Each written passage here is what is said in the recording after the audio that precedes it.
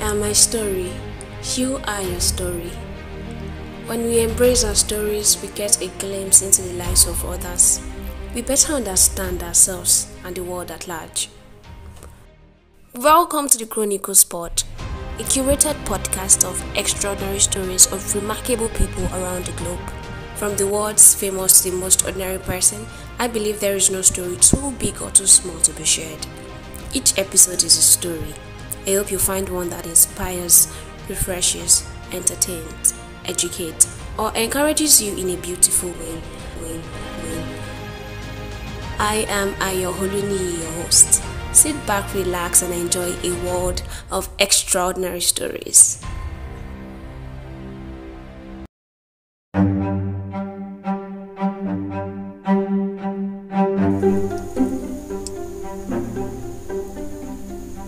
Poetry.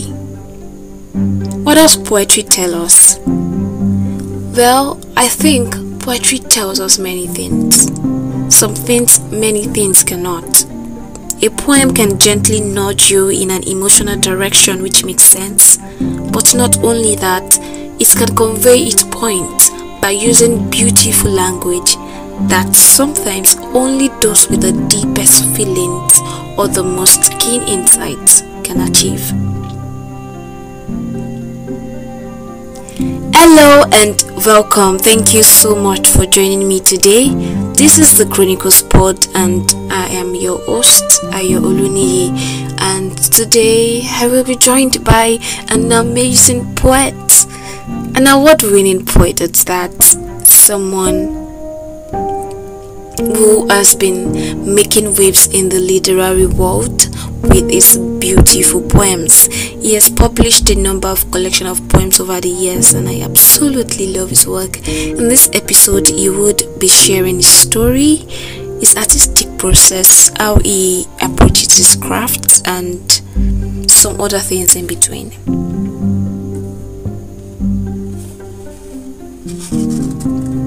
I met Sam in a WhatsApp group in the year 2018. It was a group of aspiring writers and poets in Nigeria called Friends in Poetry, and since our first conversation, Sam has really been one of the main influences in my life, especially from the point of view of literature and precisely poetry. Ayokunle Betiku is a Young Writers and Creatives Award Fellow who writes from the city of Ondo, Southwest Nigeria. He won the Ariata Orib-Abo Poetry Prize 2020, the BKPW Writing Contest, and the Wakaso Poetry Prize in February and March 2021 respectively. His works have appeared in journals and anthologies including Pandemic Publications, Rough Cut Press, Tramset, Creative Diadem, Shallow Tales Reviews, Libretto, The Offing, The Thames Reviews, Agbowo, etc. etc.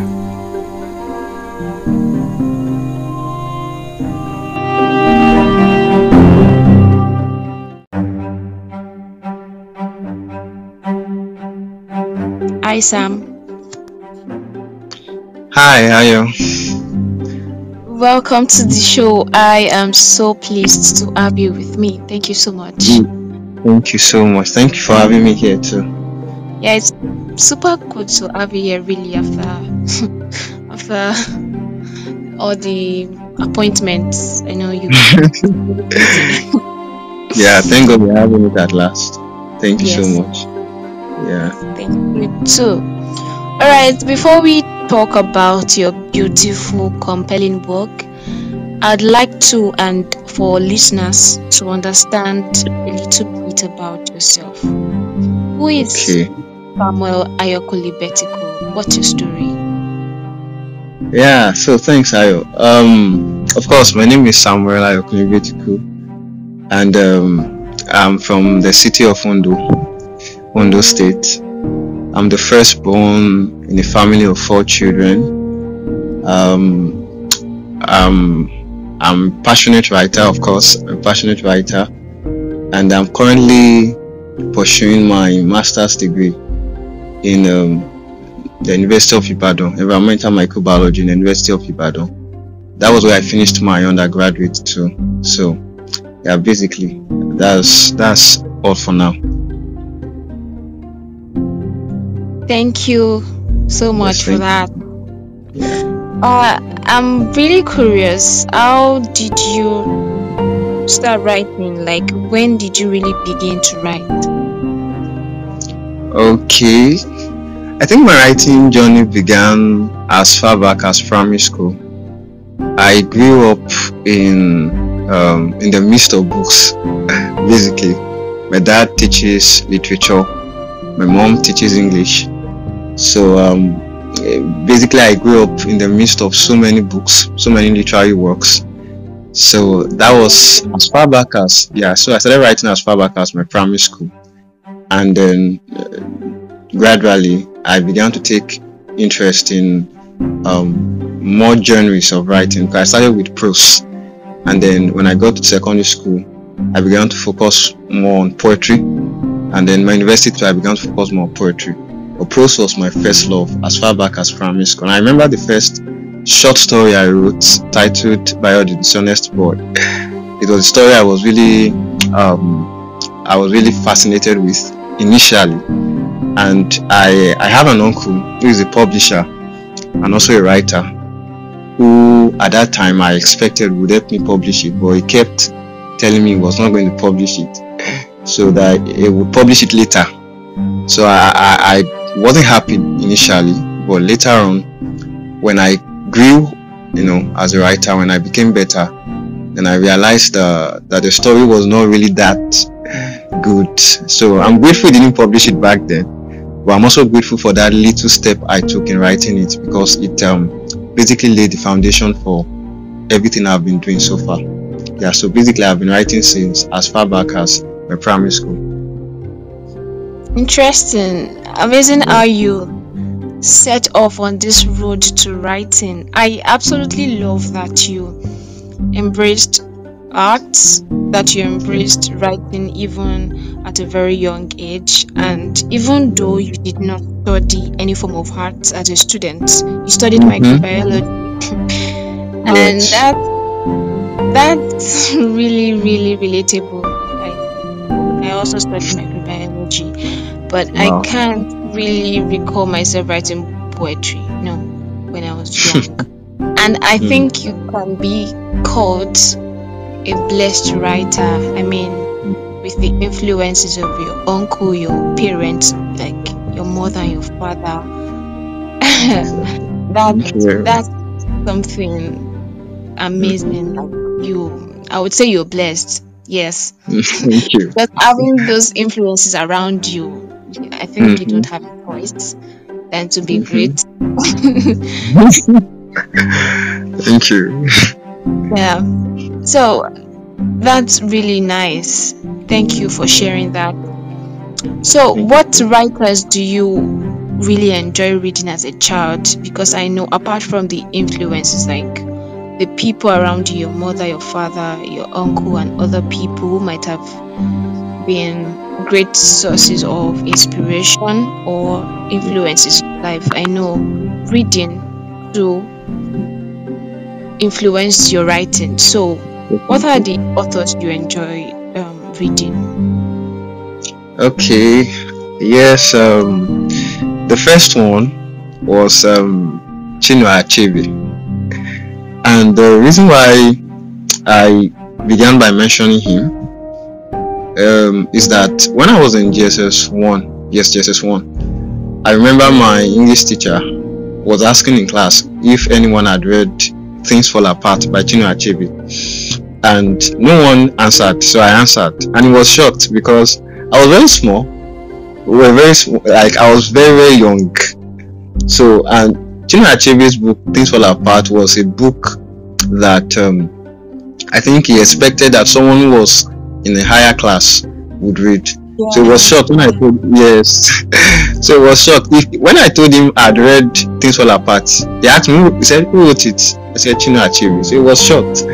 And from that point, he began to give me a special place in his class. So Chinua Achebe was like one of my very first influences as a writer. And one thing that made me love his work was the simplicity.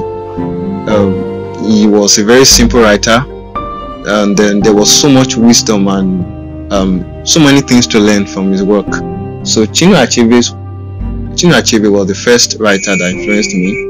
And then there was Ngugi wa Thiong'o, the one who wrote The River Between. And that writer, Ngugi wa Thiong'o, also influenced me so much. The sharpness of the imagery, something common with Ngugi wa Thiong'o and Chinua Achebe, the sharpness of their imageries. You can literally see what they are painting. You don't have to have a video of it. So they were very good with creating worlds and things with their words. So that was Ngugi wa Thiong'o. Then yes, Sir H. Rider Haggard. Sir H. Rider Haggard was also a major influence. Sir H. Rider Haggard was not an African writer, but he was a major influence. He wrote Alan Quatermain, Solomon's Mine, She and Harlan, many other books. I think I read practically almost all of the series he wrote. So Alan Quatermain was a major influence too, and I feel that he subconsciously influenced my poetry, because he wrote his prose in a more or less poetic language. So he was a very pivotal influence too. Then Peter Abraham, who wrote Mind Boy.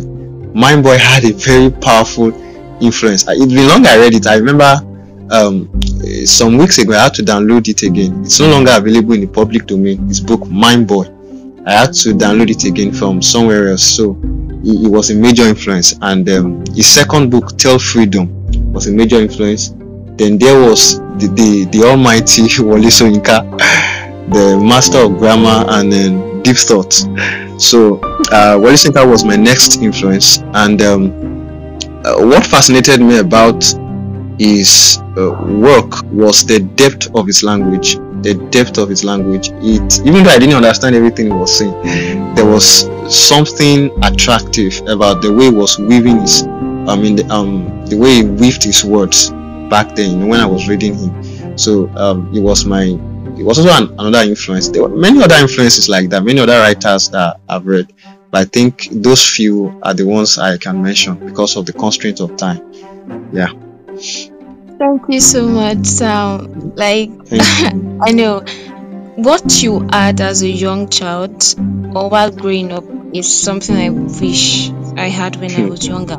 Really, I was a reader too, but I read only a few books. I read the same books over and over again in an endless cycle. Like, the only books available in my house were just 2, 3, and I don't think they were classics. Okay, the only one that I can remember was a classic was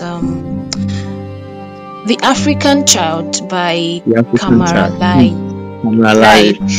Yes, and I also remember that I read Chinua Achebe's book. Which one did you mention the other time? Things Fall Apart, right? Things Fall Apart. Yes. I found a way to read it, and that's why I can agree more on how Chinua Achebe writes. I mean, he is very expressive. His words are figurative, and that's because he employs language in his writing.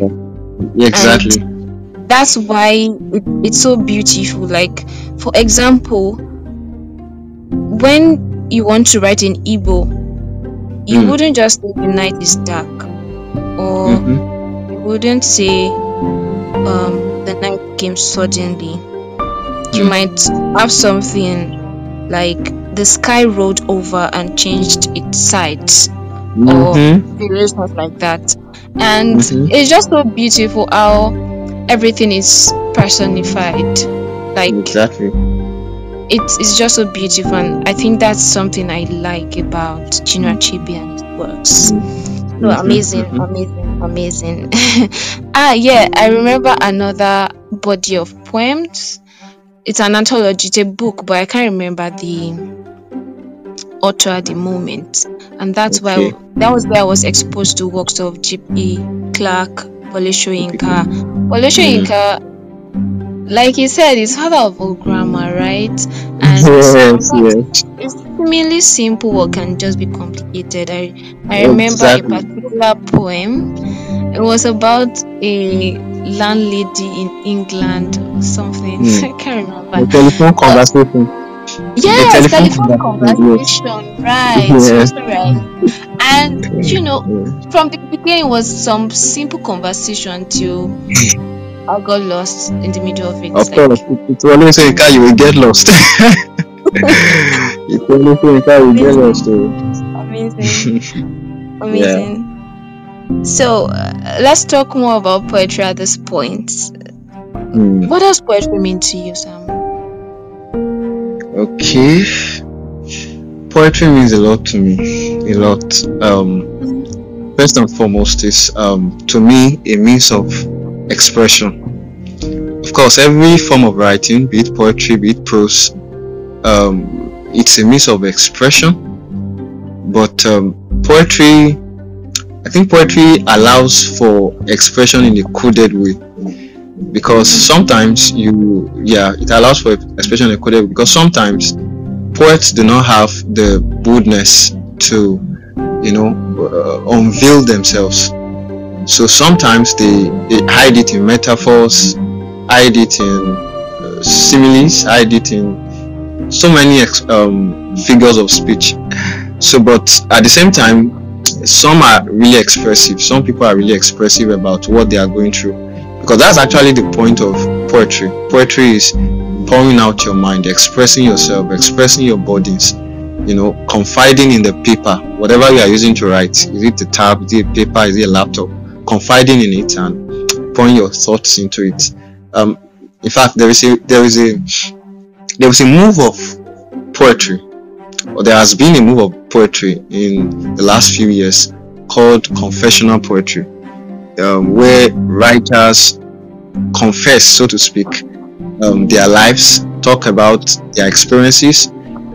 That's why you find people talking about their struggles with addictions, depression, heartbreaks. They pour all of these things into poems, and that's why it appears that the current move of poetry is all about grief. And that is because people are really telling their stories, to use the They're term of this. expressing themselves. Yeah. Yes, expressing themselves. So that's one very important thing that poetry means to me, a means of expression. Then I think it's also a means of giving meaning to the world. Something about writing, to put it in the context of what we are discussing, something about writing poetry is that when you start out writing, sometimes you do not have an understanding of the world or the topic you are about to write about. But writing is also a form of education. As you keep writing, you also begin to understand what you are interacting with in the write-up. So I found myself in situations where I started out writing about a complicating aspect of the society, and I realized that before I got to the end of that write-up, I had been more educated about it, because you are interacting with the mind while writing. So some things get clearer while you are expressing yourself. If I'm to talk more on that, we might spend a longer time. So let me say first, yeah. So it's a way of giving meaning to the world. I also see writing as a means of giving hope, giving light. In recent times, I have been trying to write poems that are full of light. Apart from talking about grief, talking about sadness and all of these things, the problems of the country, poetry can also be a means of giving people hope, giving people a reason to live. That's what you find majorly in the write-ups of people like Maya Angelou. She, the one who wrote Why the Kid Bird Sings. I hope I got the title right. Yeah. So Yes. yes. So Another you find out. like Still I Rise. Yes, Still I Rise. In fact, that's actually a very good example. That's actually the main example. You read our poems and you find this swelling of hope. this burst of life, this boldness to keep living. So I believe poetry that's one of the things poetry means to me. There is a writer I love so much by the name Michael Watson. He wrote a poem titled Your Shadow Invents You Every Time Light Passes Through You. Michael Watson. Your shadow invents you every time light passes through you. And I remember one of the lines of that poem is I think I can't really remember now. I think it has something to do with yes, there is the day, there will be a day when the world will need you most. Be alive on that day. There will be a day when the world will need you most. Be alive on that day. That line struck me and gave me this boldness, this reason to keep living despite the challenges that face me every time. So that's one of the things poetry means to me. It means of hope, it means of light. And then I think, to cut it short, another thing poetry means to me is to me poetry is also a means of establishing yourself in the society. I think that's another thing it means to me. Poetry establishes you in the society, gives you a reason to, or gives you a means to lay down a legacy. You find out that there are people who have died, people like Edgar Allan Poe, people like William Shakespeare. Many of these writers have died a long time ago, but we are still reading their works till now. Their poems still speak on even after they have passed on. So I believe it's also a means of establishing your name, your legacy in the society. So just a few things that poetry means to me. All right, yeah. Amazing. And well, I will be frank about this. Your thoughts are beautiful. Your thoughts are just so beautiful. I mean, there are inarguably a million complicated answers to that question. What does poetry mean to you? And I absolutely love how you give your answer in the interest of brevity and also in an effort to be helpful to me and to the listener. Thank you very much. You gave your answer in a really amazing way. You said poetry is a means of self-expression. It's a way to give your weight to paper or even to the screen, right? It's about giving meaning to the word. It's a way of getting education. These are just so beautiful. Thank you so much. Thank you very much. Yeah. Right. So, of all the poems you have written so far, which one gives you the greatest satisfaction? Yes. I know that's a difficult question. I'm sorry. I know. Well, like you said, it's a difficult question. It's because sometimes you can't really say this is the poem I love most, but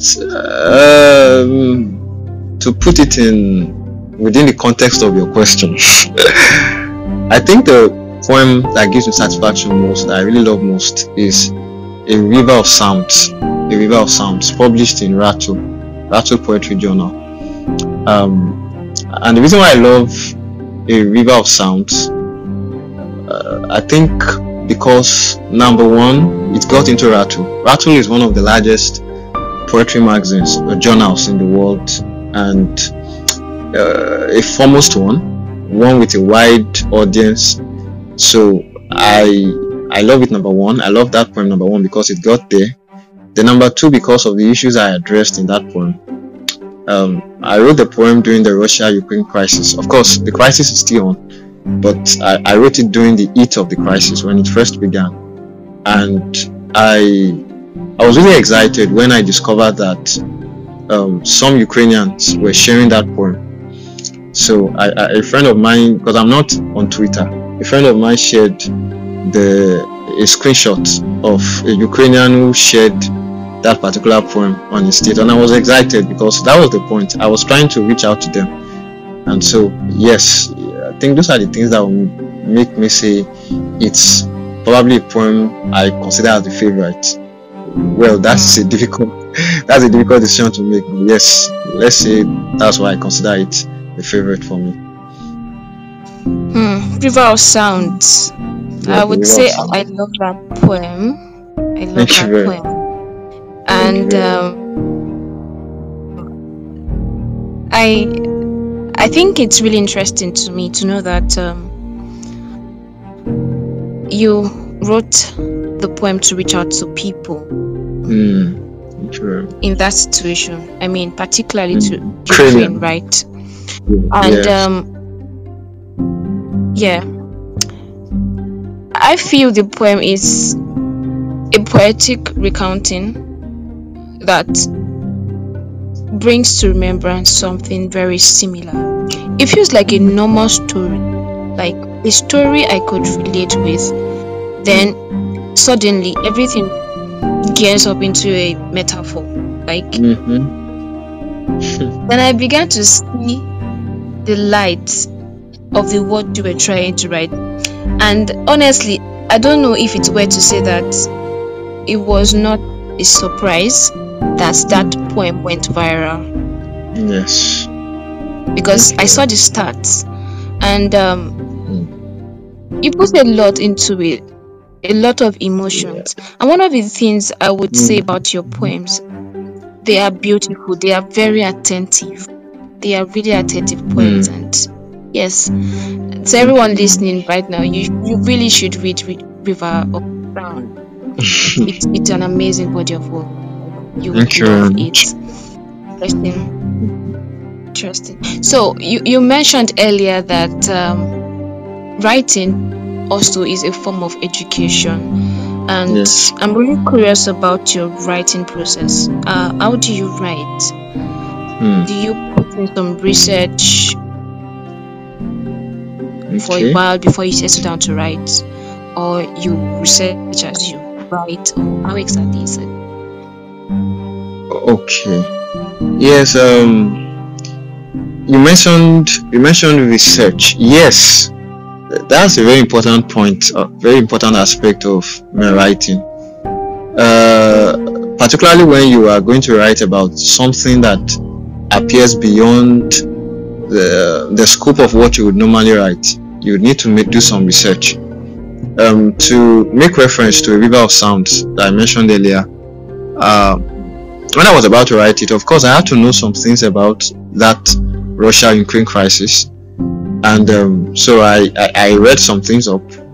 Then I also read some things about the particular video that inspired that writing, a video of Volodymyr Zelensky's speech. That's the president of Ukraine, or the prime minister of Ukraine. So I watched the video, did some research about him. So those gave me the bedrock, the necessary foundation to write. It made me share the experiences of the Ukrainians, because you can't write well what you don't know well.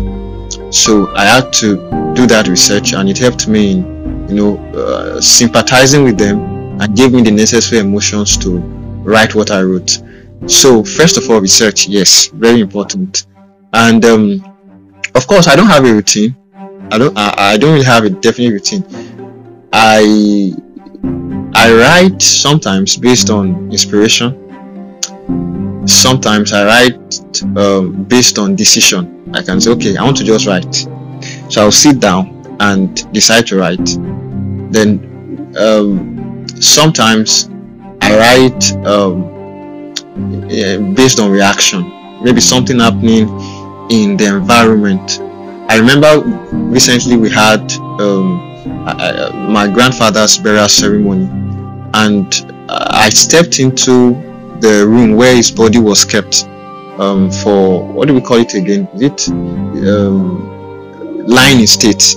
So I got into that room, and there a poem came while watching his body lying there. A poem came. So there are times my poems are reactions to immediate environmental issues or environmental conditions. So it's not a definite routine. But one thing that is constant about my writing is that I'm always reading. That's one thing that is constant. I'm always reading. I'm always studying. That's the main thing I keep doing. That's the main thing, because there are days when I don't even write, but I make sure I keep reading. And when there are moments when I experience what some call writer's block, I'm usually reluctant to mention it, because I feel there is nothing like writer's block.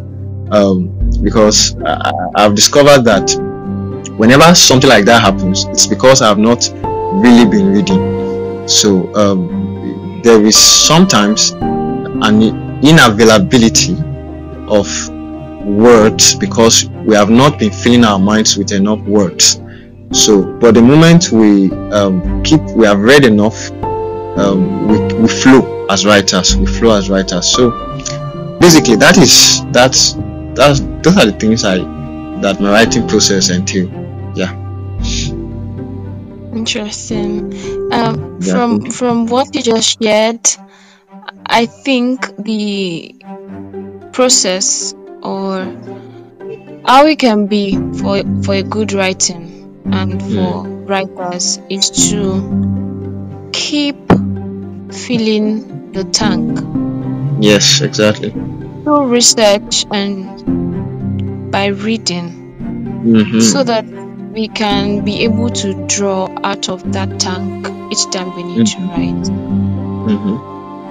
I'm seeing the old writer blog in a new light now, because really, whenever we writers feel like we're in a fixed, we are having a creative block or something like that, it's really not about lack of ideas or inspiration. It's because we don't have somewhere to draw from, and once the content is available, I mean, in that resource tank of knowledge, it will be easy to create anytime. Thank you so much for that. I love your analogy. Thank you. I love your analogy. Thank you, Sam. Yeah. Thank you for that. So while you were explaining how the river of sound made you wear the same shoes or be in the same position of people in Ukraine, especially during the Russia-Ukraine war, it just reminds me of something, and it's about your work titled "When I Imagine the Possibilities of This Place." It was recently published in International Human Rights Art Festival. Yes, thank you.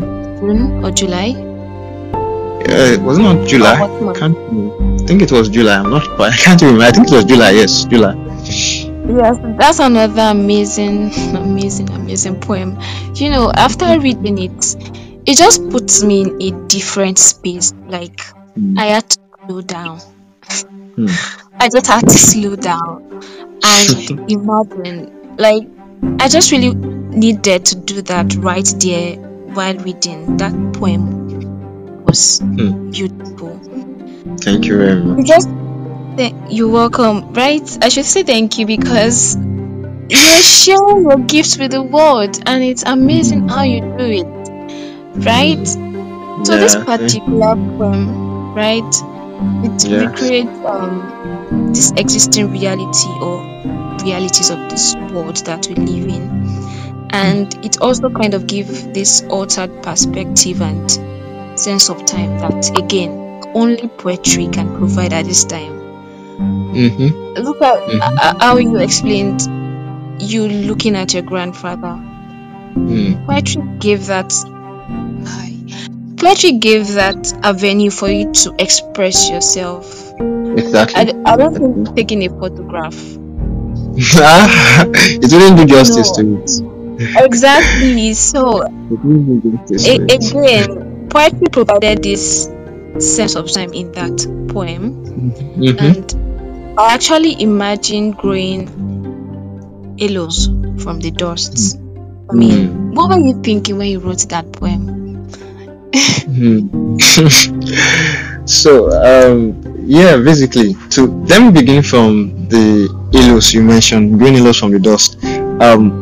I was thinking of how we were excited.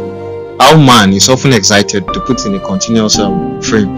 Man is often excited about outer space, often excited about Mars, Jupiter, all those extraterrestrial worlds. But we do not really take care of our world. We do not care about Earth. We are concerned with how we are going to run away from earth once the apocalypse now begins. Yeah. So I wanted to correct that notion to make us realize that this is the only place we have actually. No matter how much we keep running to space, the fact is the only place that will be more convenient and comfortable for us to live in is the earth. So, and I brought that going halos from the dust to say, see, rather than try to build some world outside here, why not build something special, build light from our rooms, build light, build something sacred, something that we also cherish the same way we cherish outer space. So that's just a short summary of what the poem is about. That's amazing. It's really beautiful, Sam. Thank you very much. Thank you once again for putting that out, for sharing that with the world. Thank you very much. Now, I'm curious to know, how do you personally, or what do you personally conceive of as your audience? Wow, that's a deep question. Initially, when I started writing poetry, or when I began to read some complicated form of poetry and began to write some complicated form of poetry, the audience was basically, I was writing to those who were poetically inclined, people who were deep into poetry. But as time went on and I began to see that poetry was not only about, stringing some complexities for the elites or for elitic minds, poetry should also reach the layman, should also reach that young boy, that young girl. And then I began to, should I use the word dilute it now? Began to make it a little bit accessible. Of course, you can't compare poetry with other forms of writing because there will be some, not necessarily complexities, but some level of language that you don't really find in the usual form of writing. So, but in recent times, I've tried to write basically to make it more accessible to even those who are not poetically inclined. Yes, that has been my goal in recent times, to make my writing accessible to people who are not even poetically inclined. So my audience basically are those who do not necessarily know poetry in its complexity. People, like I said, who are not poetically inclined. Yeah, so that's it. Interesting. This is such a revelation. Most people don't appreciate poetry because they find it hard to comprehend, and it's not like poetry is hard in itself. Yeah, exactly. It's just I don't know how to explain it. It's just this. There is just this barricade in the minds of people that don't allow them to embrace poetry. I mean, you will be surprised how people don't even have much regard for poetry at this age in the century, and it's baffling. It's worrisome. What do you think? How do you think things are changing? Do you think things are changing for the better, especially in this social media age? Yes, I think that is where the social media comes in. That's where social media comes in. Like you said, people have this thought about poetry that it is only for certain people. People are overtly intelligent. I've seen people who said the reason why I can write poems is because I'm brilliant, and then because they are not brilliant, they felt they cannot write poetry. Of course, poetry is not only for the, in quotes now, brilliant ones. It's not only for superhumans. Poetry is for everyone. So, and that's one thing social media has really corrected, particularly in this era of Insta poetry. When you have poets on Instagram who have made it available like water. So of course you do not find the complexity, the depth that you would normally find in the mainstream poetry, but it still serves its purpose because people now come to relish and enjoy poems in whatever form. So I think the social media has really been helpful. Like I said, particularly Insta poetry. There is a wide revival of poetry on Instagram, a wide revival. Even those who are not really into poetry, write a few lines, put it in stanzas, and put it online. So somehow people have come to appreciate it in whatever form, like I said, in whatever form. So social media has really been helpful, really been helpful. And on Facebook too, there is a really powerful move of writers on Facebook and poetry lovers too on Facebook. You find groups, chat rooms, where people come to discuss poems. So social media has really been influential. Unlike many years back, when you would have to wait until someone sent you a pamphlet of poems, through a mail. So now it's gone are those days. So now it's so available. It's everywhere. And to round this up, this question up, I remember someone who came to me some months ago and said he wanted to learn poetry from me. And of course, I knew that I wouldn't always be available to help him. So what I did was, after introducing him to some things, I gave him a list of names of reputable poets, and I told him, check them up on social media. And he went, checked them up on social media, followed them, began to follow their works too, and in a few months, he has really improved. He got nominated for one of his poems got nominated for Best of the Net recently. So the social media has really been helpful. Yes, has really been helpful. Yeah, so that's it. Interesting. Honestly quite happy about how quite a wide span of audiences poetry is covering, and showing herself as a beauty for everyone, really. A beauty for everyone, really. Exactly. You mentioned something earlier about someone walking up to you to learn poetry. Yes. And I kind of randomly remembered a conversation. I'm not sure whether I was in that conversation or I just read through or I overheard. Okay. It's just about the future of poets, especially in Nigeria. Like, the whole conversation was like, poetry is something you do for leisure. You really can't make money out of it. So, as an award-winning poet, what really is the future of poets in Nigeria? Do you think it's something someone can make livelihood of? Or should it be considered something for recreational purposes? Okay, I'm on holiday, let me just write a book of poems and send it to publications or journals and have my name out there. What do you think? Okay. Thank you for that question. Poetry, like every other form of endeavor, has its own problems, has its own challenges, and to put a caveat, if anyone is entering poetry initially for the sake of having a source of livelihood,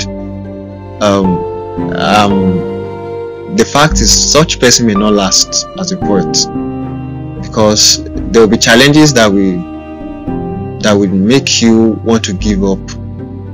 So I would not advise anyone to enter poetry initially for the sake of livelihood. You might have it in the background that, okay, you want to make some money from it, because that will eventually happen if you keep at it. There are poets who are really doing well. People like Romeo Ogun, people like Chinua Ezenwa, many poets, Nigerian poets, who are really making it big from poetry. But if that is what you initially start out with, you will be frustrated. You will be frustrated because rejections will hit you, frustration will hit you, then the infamous, in quote, writer's block will hit you sometimes. So all of these things are frustrations. They are things that will not, that will make you feel like giving up.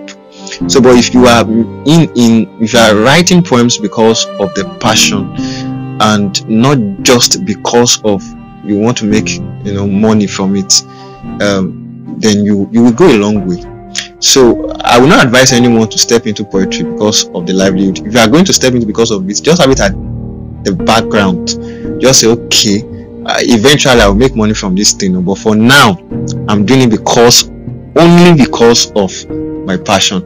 So when frustrations come, rejections come, you keep moving, you keep writing because passion keeps keeping you afloat. But eventually you will make money from it. Writing poetry is a very lucrative venture, to put it that way. But that is something that might eventually come after, not initially. That was a victor of hope, especially for me. Okay. Thank you for listening. Thank you so much, Sam. I don't know. Do you have any word of advice to people, to two categories of people? One, people who are budding writers or poets. Okay. And two, people who aren't poets or have no interest in writing poetry, but they want to understand poetry. They really want to hear what poetry is telling us. Okay. People are writers and people are not writers, right? Yes. Okay. I think my advice for writers, I'll fall back on what I said just now, that don't write only because of the money. Write because of your passion for language. Write because of your passion or desire to express yourself and grow. Don't write because you want to be popular. Write only because you want to express yourself and because you have passion for it. And don't give up regardless of the rejections, because everyone starts that way, and even the best writers in the world still get rejections, but they keep moving. So that's for those who are writing. For those who are not who are not poetry enthusiasts, I would advise them that poetry won't bite. Poetry won't bite. Poetry won't bite. And the fact is, you will always find someone whose writing will resonate with you. Definitely, you always find it. And everyone is a poet, actually. Everyone, even those who don't have interest in poetry, everyone is a poet, as long as you have something you want to express, be it something personal, be it something societal. You can always start from there. And the beautiful thing about poetry is that once you start, it's like a romantic relationship. Once you start, poetry will give you more of itself. That's the reality. The more you keep engaging yourself with it, the more you will keep finding more of it. So don't be scared. Don't be scared of it. Yeah. I find these words to be true. Thank you so much for. Thank you. You're welcome. Thank you. And that leads me to this very special question I reserved for you. Okay. Tell me you're ready when you are. What did you say? I said you should tell me you're ready when you are. Okay. Let me take a deep breath first. Alright, I'm ready. Alright. It's not a difficult question. Okay. I mean, so you don't have to be scared. You don't have to be scared. Okay. Alright. Let's imagine that poetry is a beautiful young lady who is a storyteller. Is sitting across this room and whispering some words to you. What do you think poetry is telling you? I think Okay, I think poetry is telling me to never stop loving her. Yes, I think that's what she's telling me. Never stop loving me. I think that's what she's telling me right now. Interesting. Yeah. So I know you'll be a gentleman to the lady. What are you saying back to poetry? Okay. I think I'm saying this to poetry. As long as the sea holds water, I will always hold you in my heart.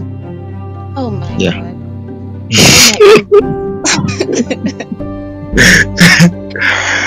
Why? That's brave and short. Like,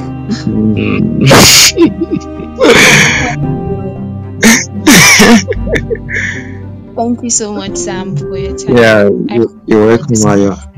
Thank you so much for making our time. It really means a lot to me. Thank you very much too. Thank you very much for having me here. Thanks a lot. So we've come to the end of this episode, and thank you for listening.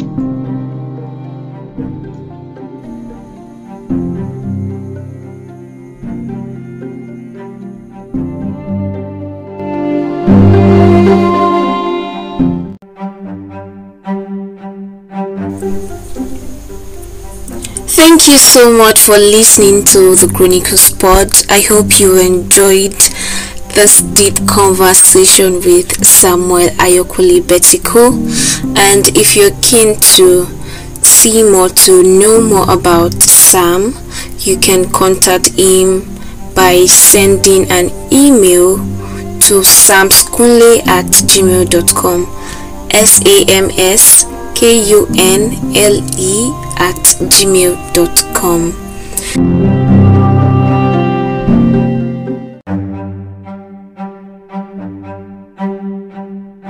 And yes, please check out his work in places like Creative Diadem, Abowo, Pandemic Publications, etc. etc.